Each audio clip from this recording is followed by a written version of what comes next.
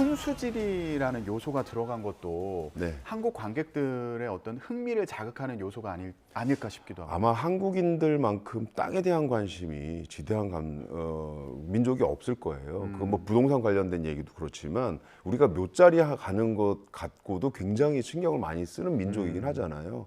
그래서 이 풍수에 대한 이야기가 여기 들어가 있고, 예. 그 다음에 이 땅을 이 감독이 바라보는 시각이 굉장히 특이해요. 이 땅은 그냥 있는 땅이 아니라 과거에 있었던 어떤 역사들이 다 이렇게 뭉쳐져 있는 땅이다라고 오. 이렇게 얘기를 해요. 그러면 예. 그 땅에 들어있는 뭔가 잘못된 것들을 파헤쳐서 뭐 해결한다는, 원상복구로 돌린다는 이야기는 사실은 이게 역사적인 이야기까지도 이게 머무를 수 있는, 이 작품이 뒤로 가면 다시 역사 얘기로 슉 들어간다는 거죠. 예. 이런 부분들이 아주 흥미롭습니다. 예.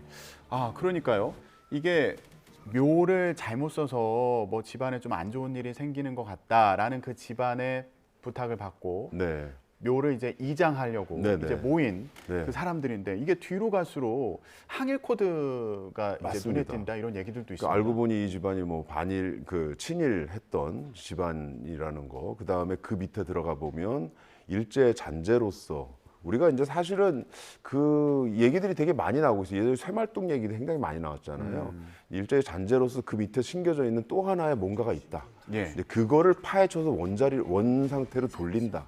이런 이야기로 가기 때문에 처음에 오컬트로 쭉 진행이 되고 굉장히 예. 오싹한 이야기로 가고 묘를 파낸다는 것 자체가 굉장히 흥미롭잖아요. 예. 두렵기도 하면서.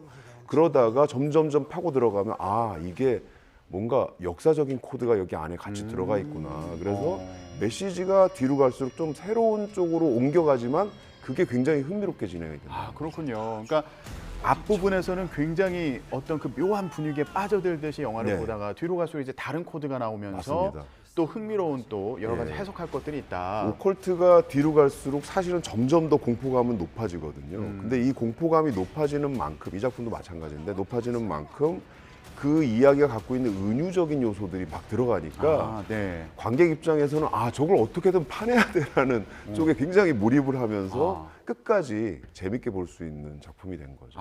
그렇군요.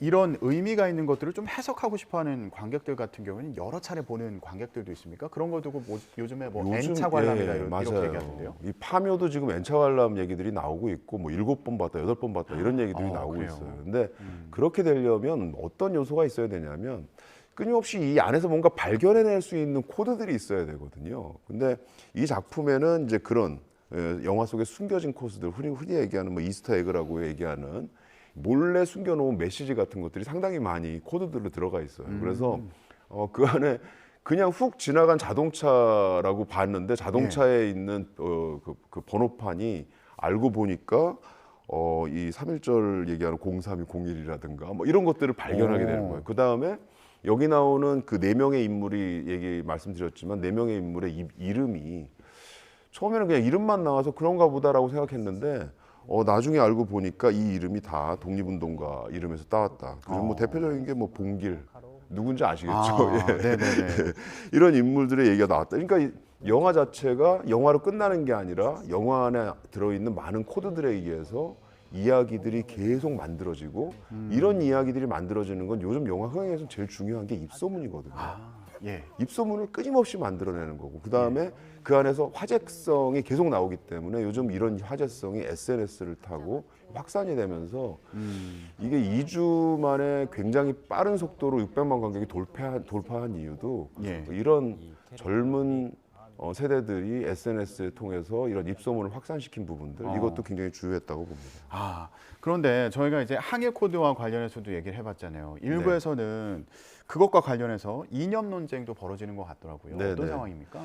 사실 뭐 이 장재영 감독님 입장에서는 뭐 전혀 이런 거랑 생각 안 하고 이 영화를 만들었다고 하는데 사실 이제 이런 그 논란을 불러일으킨 부분들은 영화 지금 건국전쟁 이 김도영 감독님이 이거를 아예 약간 논쟁적으로 좀 붙여놓은 부분이 있죠. 그래서 아예 얘기를 그렇게 하셨죠. 뭐 항일인이 근거도 없는 민족 감정 악용하는 영화다 뭐 이런 식까지 표현을 했는데 그 뭐 사실은 저는 이런 부분들은 그냥 상당히 마케팅적인 요소가 들어가 있다고 봅니다. 논란도 사실은 양자의 이득이 되는 부분이 있거든요. 이것도 화제성이 되기 때문에 실질적으로 이 논란이 일어나고 나서 파묘에도 오히려 또 흥행에는 좀 도움이 된 요소들도 좀 있습니다. 아, 오히려 논란이 되고 나서 관객들이 더 그렇죠. 호기심을 갖고 아, 본 측면도 있어 보인다. 그거 아니다. 그런 이런 이념적인 그런 영화가 아니다라는 측면에서 영화를 더 많이 보러 온 관객들이 많았다라고 예. 얘기하고 장재현 감독님도 실제로 이 작품은 뭐 반일 코드라기보다는 땅에 집중한 영화다. 저도 그렇게 보고 있어요. 왜냐하면 파묘라는 것 자체가 묘를